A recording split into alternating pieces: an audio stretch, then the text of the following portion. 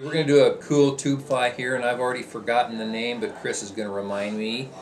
We're on a Pro tube fly system, Flexi tube, and I'm using clear, and I've cut off most of the back end, and I'm going to dub on a butt section. The target's on, you know, what does Rob call them? This little color spot you have on the back of your fly.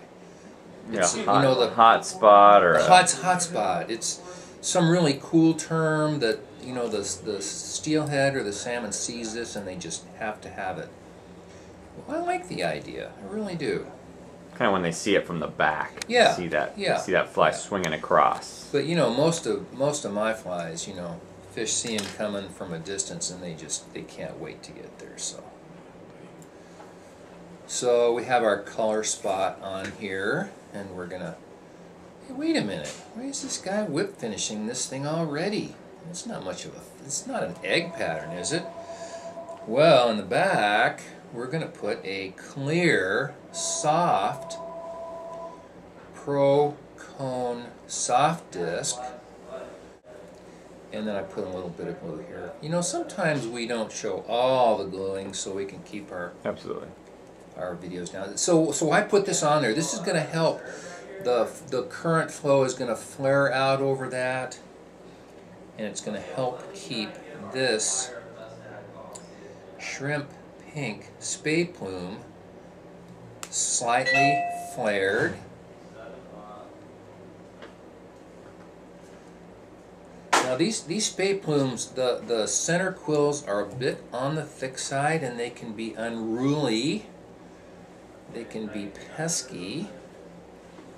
So just wind it on there as best you can. Tie it off. So is that a full Spey plume right there? No, that's about the top 1/3. Okay. I had to discard the bottom 1/3 because the stem was so bulky. You see, you've got that kind of, it stands out nicely. It's going to provide volume.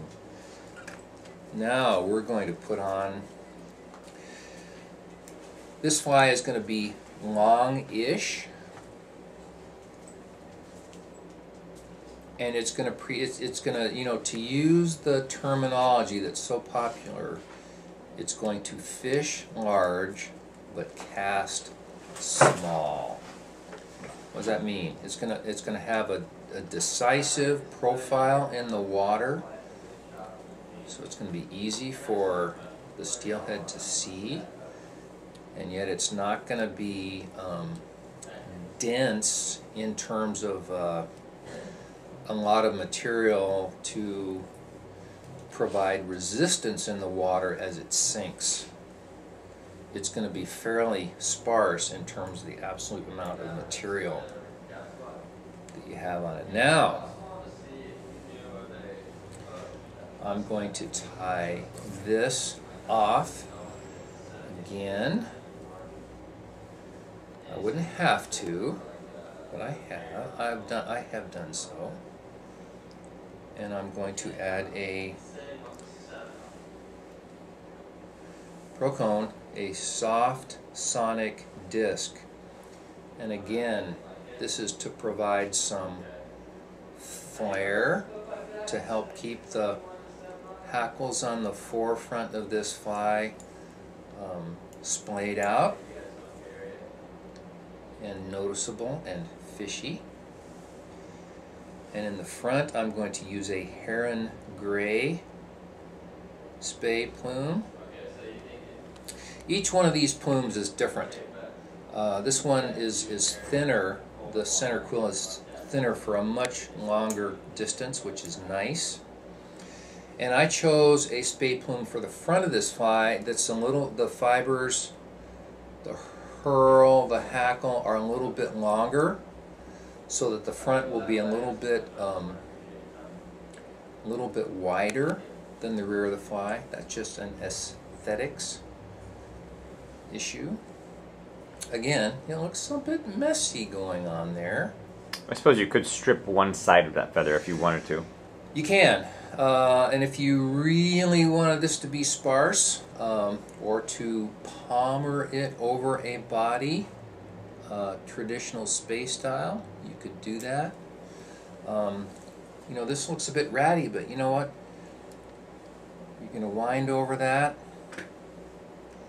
And again, that's going to provide very nice, decisive silhouette, but it's going to sink really nicely in the water.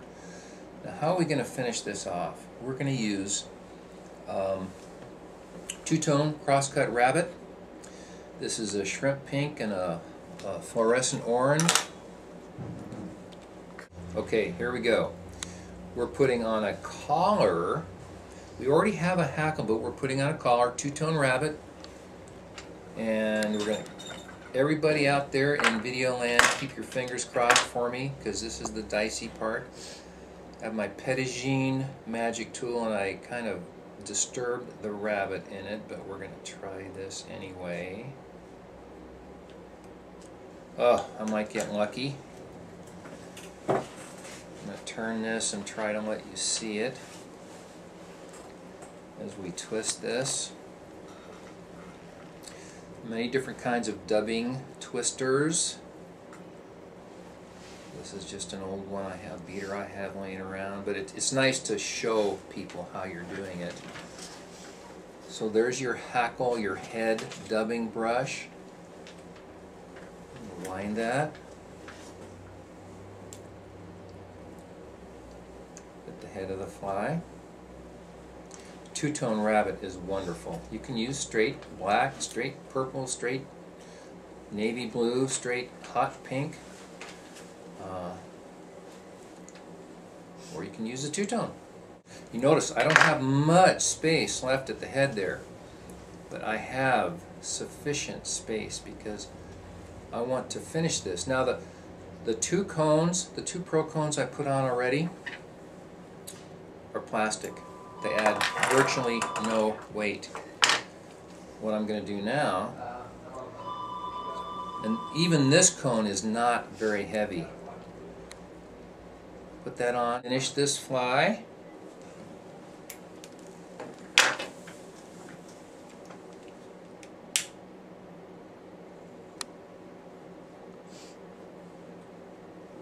And I left a little bit too much there. So now we have our finished fly, and because we used the Flexi tube, we will be able to tie on a ring eye hook and snug and put the leader through the tube and then snug the eye of that hook right into the back of the Flexi tube, and here you have your finished fly.